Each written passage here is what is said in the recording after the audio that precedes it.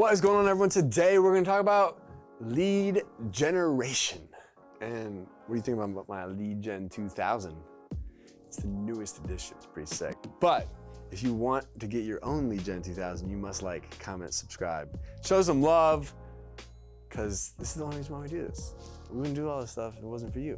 So every time you comment, I'm like, ooh, we got a comment. Dre, we got a comment. Like, oh, we broke 100 views. Dre, we broke 100 views. It makes him feel good too, right? So like, you can't see him right now, but he's shaking his head. He's a fine looking specimen, you know? Like, so any of the single ladies out there, if you are interested, let me know and I'll set you up, right? Anyways, what are you tracking?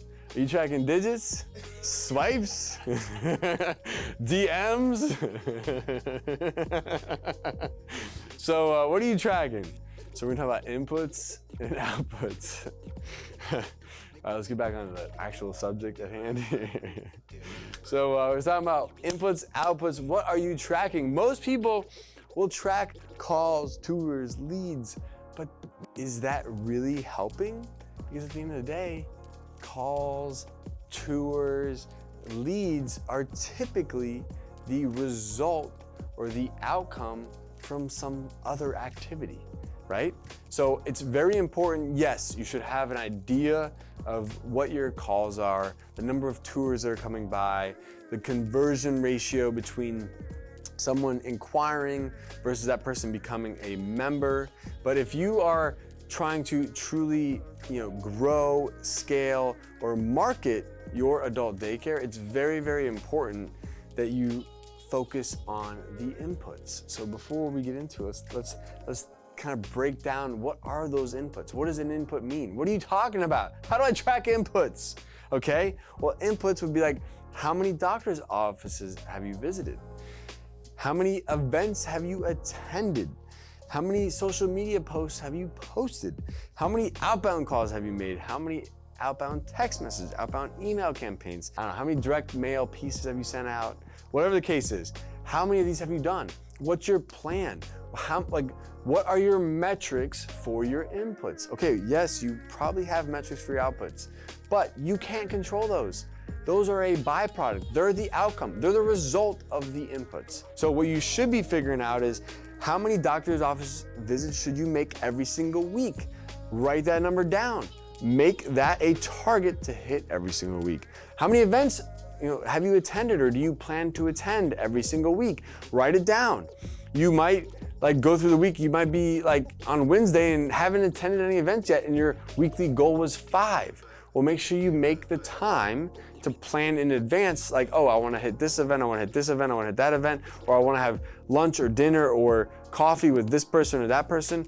Make a plan for all of these goals, all of your inputs. Assign a number to every single input that you want or that you think is important to your adult daycare. So in your area, what types of marketing events do they have? In your area, do you have social workers? Do you have discharge planners at skilled nursing facilities or at hospitals? Are there physicians? Are there neurologists or people that specialize in Alzheimer's or dementia or gerontologists? Do these people exist in your market? If so, then what you should be doing for your adult daycare is making a plan of all of these places you're gonna visit, assign a number to them, and a goal. Is it a weekly goal? Is it a daily goal? Is it a monthly goal? What is your goal? But all of these inputs need to have some sort of number tied to them with a frequency, right? So there's a number and the frequency. So how often and how many times, okay? So once you focus on the inputs, what you're gonna find out is that those inputs the byproduct of those inputs are the outputs, okay? But the outputs you don't have any control over.